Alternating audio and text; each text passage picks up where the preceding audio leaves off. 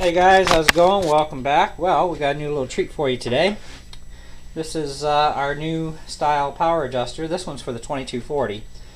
It also fits the 2250 and 2260, as well as other guns with the same tube style. I also can make these for 1377, 2289, and so on. So there'll be a whole list of different guns actually on our website that we can make these for. And we can make them in a variety of different styles. If you have a style in mind, hey, let me know, and we'll definitely see what we can do for you. Now this one here, a lot of people have seen power adjusters, but this one's a little different. This one here has a spring guide built in. So this is actually going to prevent your spring, when you're in full power mode, from flipping off and binding inside your tube, which can happen. And it's also going to provide really nice guidance when you're in the lower power settings. It's also going to keep things really steady as well. So the addition of this spring guide being built in, your full power range on this one is just a little threads are just a little bit past here, so actually it gives you a little bit extra. And but the principle behind this is to keep the spring as straight as possible, which is also going to, when the hammer fires, it's going to fire off as straight as possible without any kind of movement, because as we all know, these hammers do have a bit of play in them, and this would actually help that play at the same time. You know, the least amount of coil you have, or coil binding that you have going on, the better. Now this particular one, I've made it 7 millimeters in length. I'm going to be playing with different lengths eventually, but it's about 13.43 or something like that. It's just under 14 millimeters deep in the main hole, but I didn't want to go all the way down into the hole. I didn't think that would be necessary, but at the same time, I don't want to cause a jam up either. So, you know, and because it's hard to judge exactly where the hammer comes back to, but I do know it's not going to look like this inside the gun, because you've always got a little bit of extra space there. So it's kind of more like probably that much space. So 7 millimeters I think was a good way to go. The other advantage of the spring guide is, as you're going backwards in power, it's going to keep everything steady even within the center hole here. It's going to keep your spring steady, and it's going to keep it steady down in near the bottom too, for a full range of your power. So anyways, to see what this actually looks like on the gun, we're going to pull my 2240 apart here for a second, and we're going to put it on it and then show you what it's going to look like. Now right now I just have a standard back cap on my gun, and so we'll pull this apart and show you what she looks like. Okay.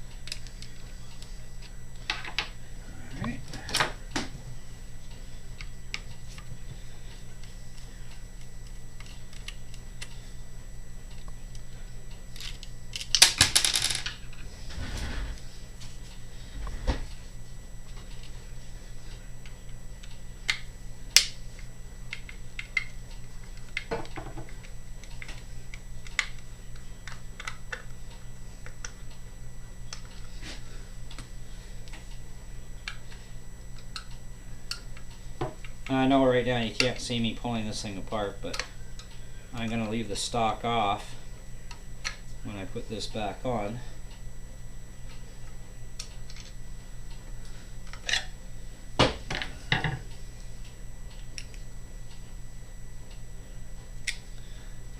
Okay.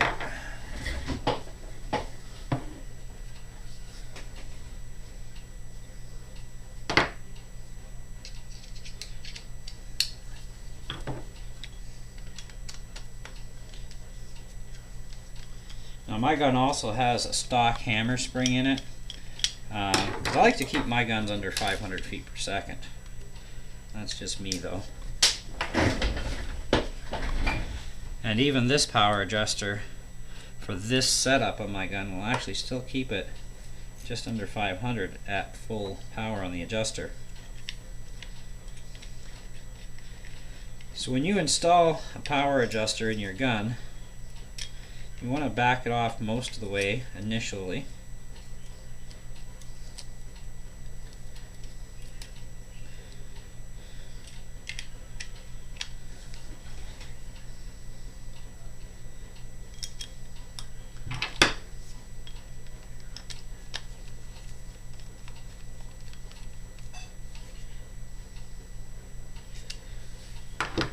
Now what I'm not going to do is I'm not going to make these available for inventory on my website.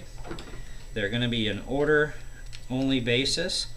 So I'll have this one showing off and probably one other, just to, because there's a difference between these two particular ones I did up, and they'll be up there for show, and then you can send me a design. So here's our adjuster on our 2240 now, and it's backed off. Let's back it off all the way. Okay, so this is backed off all the way,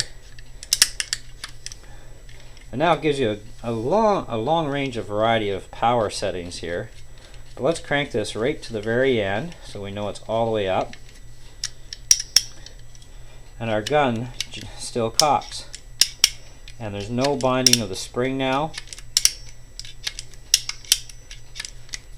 We can back it off a bit.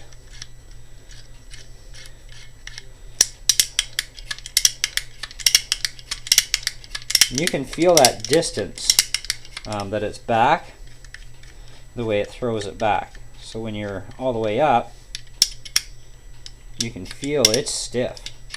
It's stiffened right up. So as you back it off, you can feel it's looser, which means you're altering your power setting. You know, and to find out exactly what your gun's putting out in the different range, what you're going to want to do is get yourself a crony and run some speed tests with Crosman 14.3 grain pellets and see what your gun is actually performing at. So now, so that takes care of this mod here. And like I said, it's a new little thing. The spring guide is actually very helpful. You know, the old style, like I said, it was just a flat cutoff on the adjuster, so it would, if you went full power all the way, it would flip the spring down, and that's a problem that I found. I really didn't like that because it wasn't allowing you to use the full potential of the adjuster.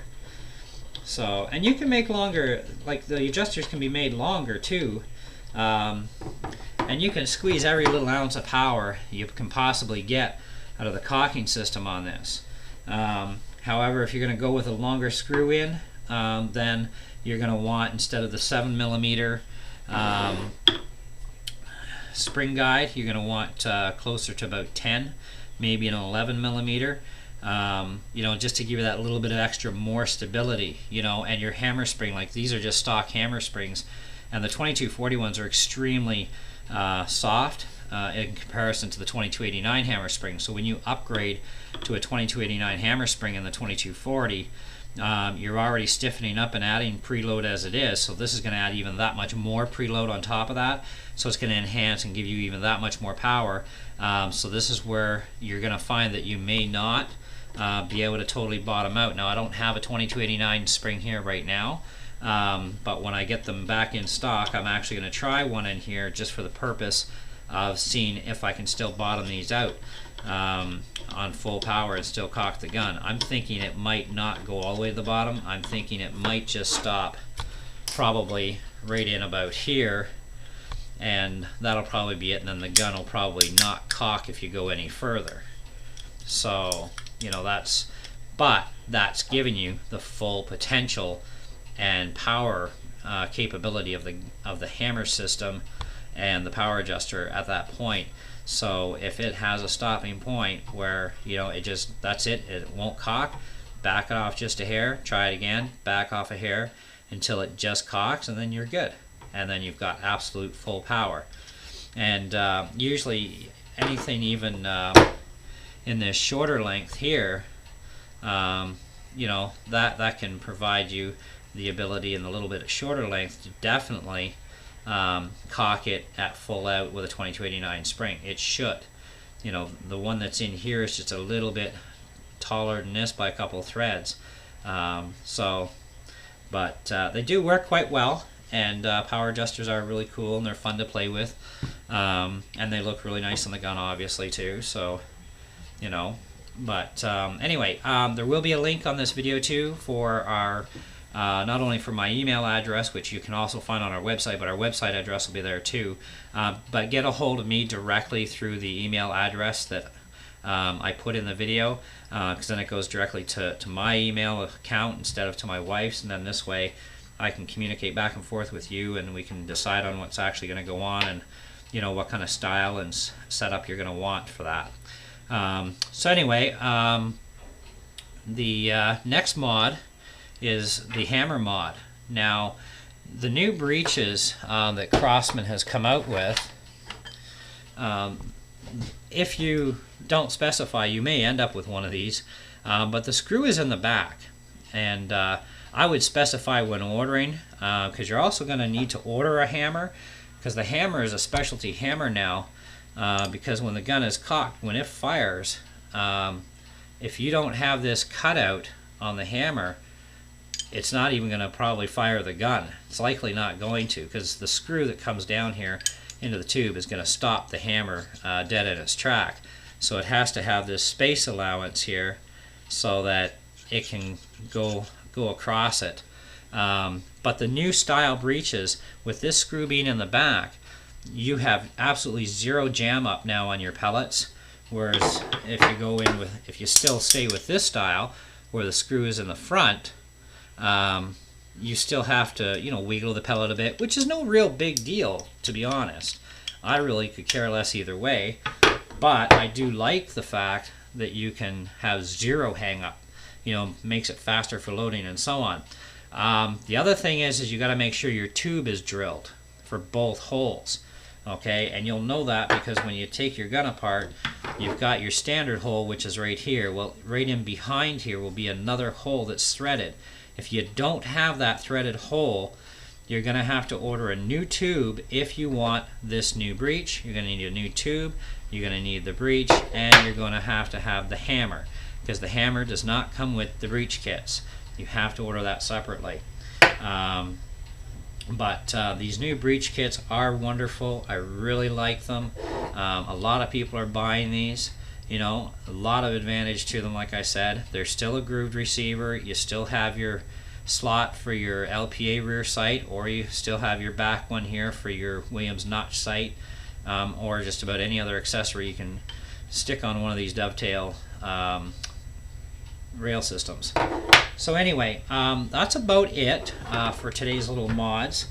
And but this one here, if you forget to order the hammer for any reason, you can modify. This is a modified hammer, and all you need is just a Dremel with the orange grinding stones.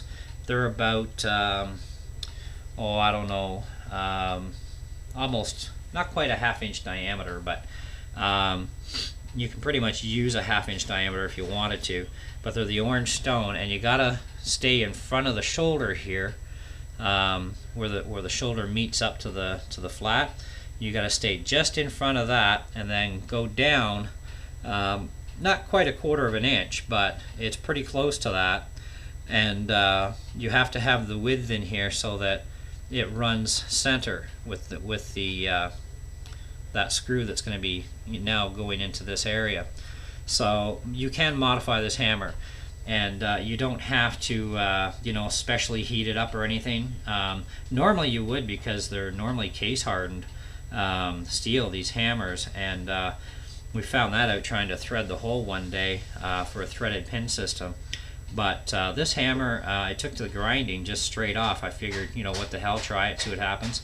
So you don't have to preheat this up, and you can just grind it straight down. Just make sure when you put it in a vise you get this pinhole coming as vertical as you possibly can at 90 degrees and get in there dead center as best as you can.